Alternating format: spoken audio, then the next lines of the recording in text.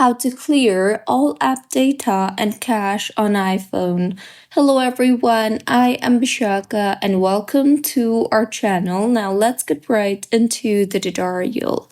Firstly, go ahead and open App Store on your device and now tap on your profile icon on the top right of your screen and you will see the option for personalized recommendations. Tap on that and now under the Your Uses of Apps option, you will see the option for Clear App Uses Data. Tap on that and in the confirmation pop-up that appears, tap on the Clear App Uses Data option and with this, your app uses data will be cleared.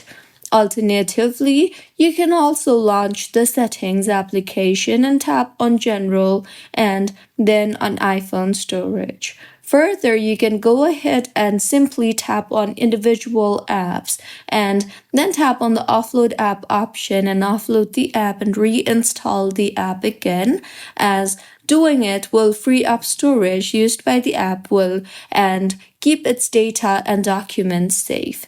So this was about how you can clear app data and cache on iPhone. If you find this tutorial helpful, please like the video and do comment if you have any queries. Also, do subscribe to our channel for more helpful tutorials like this. See you on the next one.